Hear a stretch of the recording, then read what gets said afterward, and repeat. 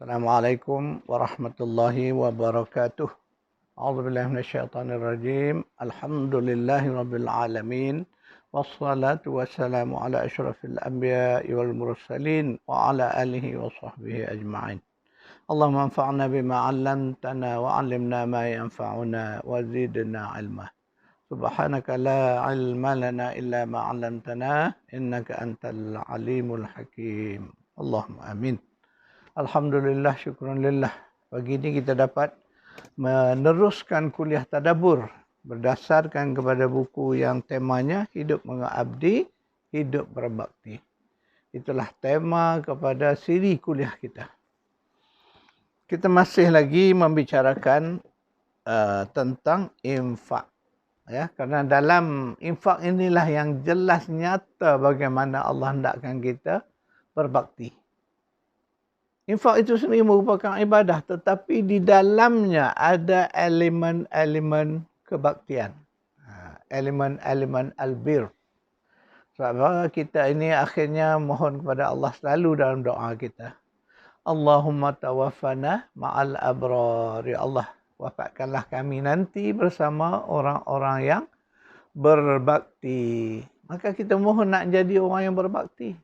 Itulah sebabnya kita kena benar-benar faham dan melaksanakan perintah kebaktian yang tersangat luas di dalam amalan infak.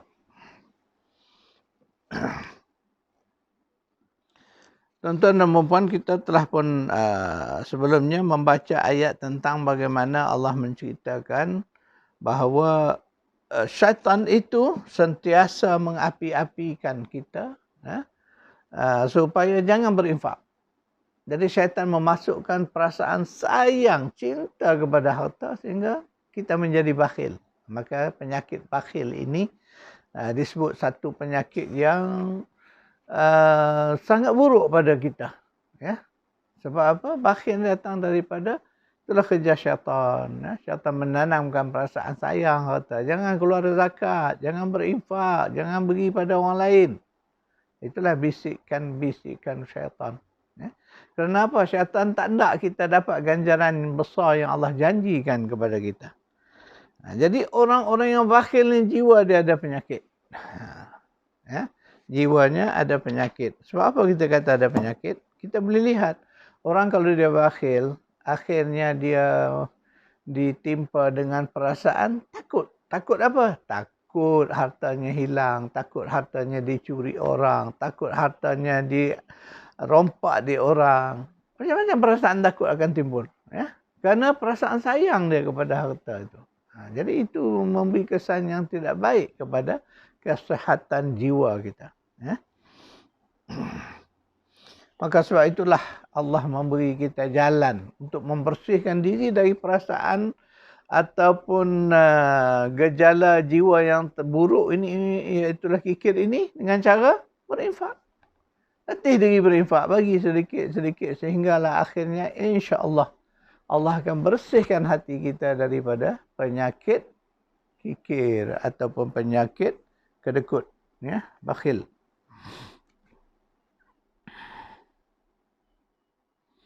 A'udzubillahi minasyaitonir rajim.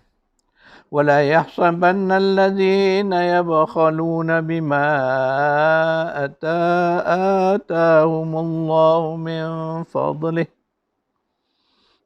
وخيرا لهم بل هو شر لهم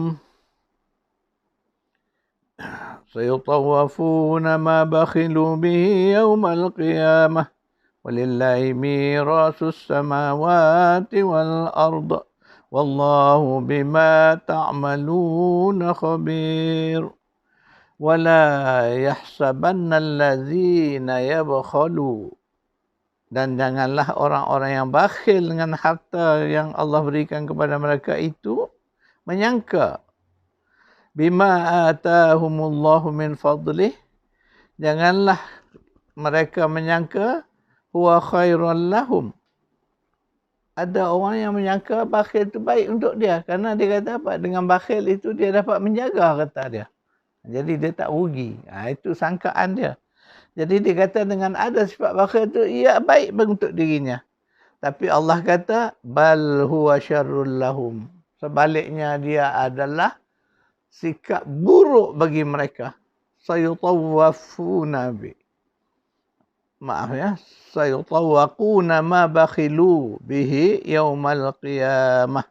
Sebenarnya kebakhilan itu adalah buruk bagi mereka. Harta yang mereka bakhilkan itu nanti akan dikalungkan, ya, ke lehernya pada hari kiamat. Bagi Allah lah segala warisan yang ada di langit dan di bumi, dan Allah mengetahui apa yang kamu kerjakan. Surah Ali Imran ayat 180. Jadi ayat ini menjelaskan bagaimana Allah tahu bahawa ramai manusia ini yang ada penyakit bakhil ni. Jadi ingatlah Allah bagi ancaman. Ya. Allah kata nanti di hari akhirat ini nanti sayutawwaquna ma bakhilu bih. Allah akan kalung ke lehernya. Ambil harta yang dulu waktu dulu, bagi letak ke leher dia. Begitulah ancaman kepada orang-orang yang bakhil. Ya. Kemudian Allah sebut pula lagi di dalam ayat lain. A'udzubillahi minasyaitonirrajim.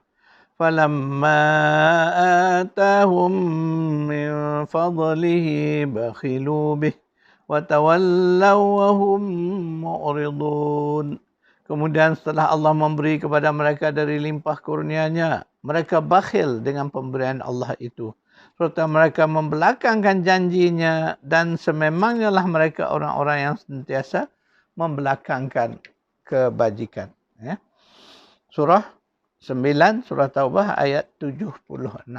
Lagi ayat tentang orang bakhil. Jadi bila dah banyak ayat Allah sebut tentang bakhil tu, maknanya itulah dia buruknya sifat bakhil tu. Maka Allah hendak kita orang yang beriman ni bersihkan jiwa kita daripada sifat bakhil.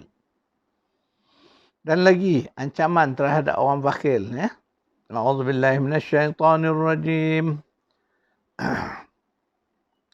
فَأَعْقَبَهُمْ نِفَاقًا فِي قُلُوبِهِمْ إِلَى يَوْمِ يَلْقَوْنَهُ بِمَا أَخْلَفُوا اللَّهَ مَا وَعَدُوهُ وَبِمَا كَانُوا يَكْذِبُونَ. Akibatnya Allah menimbulkan perasaan munafik dalam hati mereka, sehinggalah ke masa mereka menemui Allah, kerana mereka telah memungkiri apa yang telah mereka janjikan kepada Allah, dan juga kerana mereka sentiasa berdusta. Surah 9 ayat 77.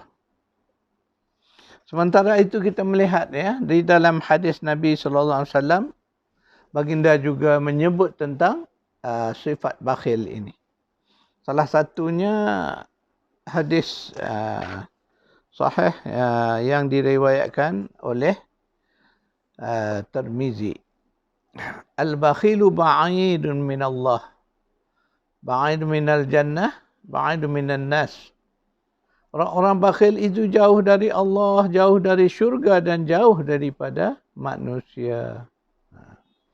Kemudian dalam hadis lain, riwayat Tirmizi juga, tidak akan masuk syurga orang yang suka menipu, orang bakhil, dan orang yang suka mengharap-harapkan pemberian dari orang lain. Jadi Rasulullah SAW mengingatkan orang-orang beriman supaya menghindari sifat bakhil. Kerana apa? Kerana ia akan merosakkan diri seseorang. Iyyakum wasyuha fa innama halaka man kana qablakum bisyuh. Amarahum bil bukhli fabakhilu wa amarahum bil qati'ati faqata'u wa amarahum bil fujur fafajaru. Rawah Imam Ahmad. Hadis riwayat Imam Ahmad. Maksudnya, hati-hatilah kamu terhadap sifat bakhil. Kerana bakhil telah merosak orang-orang sebelum kamu. Mereka memutuskan silaturahim, berbuat bakhil, dan berbuat maksiat. Semuanya disebabkan oleh penyakit bakhil ini. Ini beberapa hadis yang saya bacakan. Hadis sahih yang menjelaskan tentang buruknya sifat bakhil.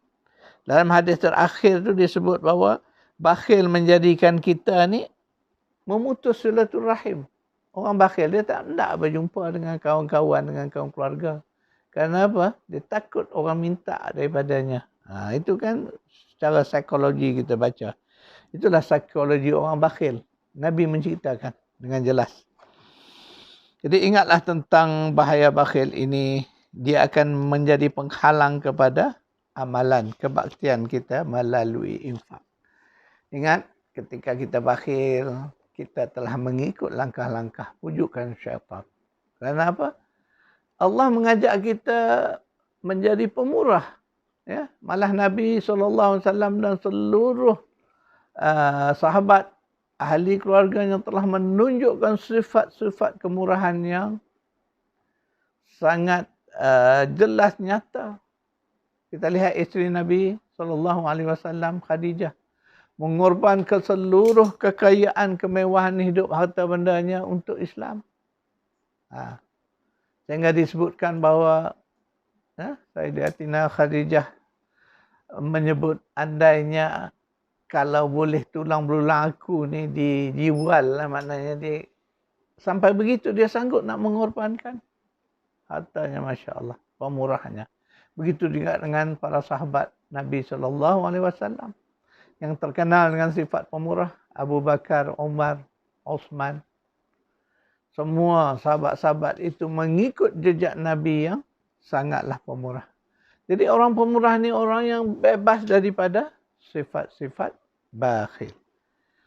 A'udzu billahi minasyaitonir rajim. Wa huwa allazi ansha'a jannatin ma'rusyat wa ghayra ma'rusyat wan nakhla waz zar'a mukhtalifan ukuluhu waz zaituna war rumman والزيتون والرمان متشابها وغير متشابه كلوا من ثمره إذا أثمر وآتوا حقه يوم حصاده ولا تسرفوا إنه لا يحب المسرفين.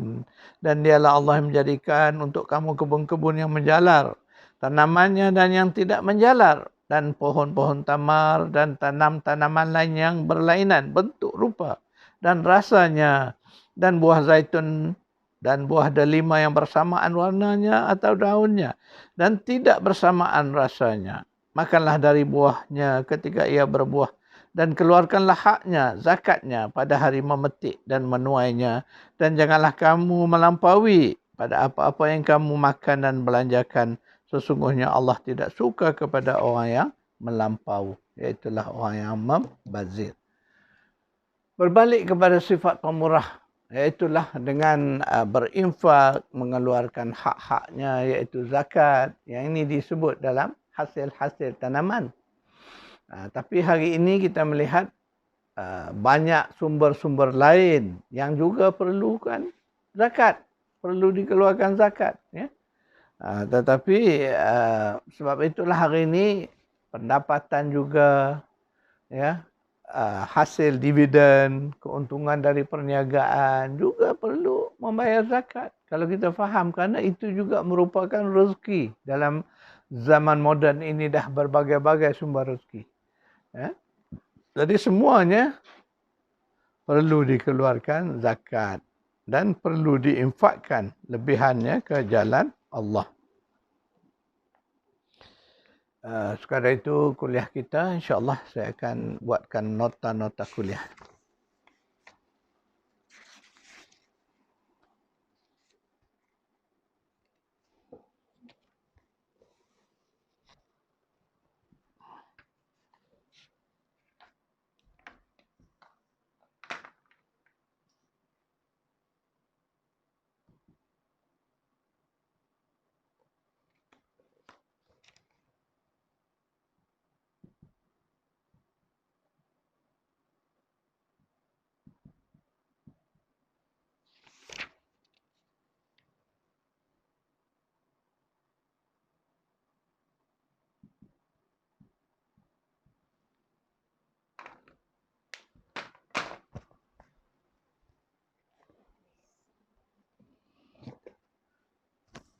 Sekadar itu kuliah kita pagi ini.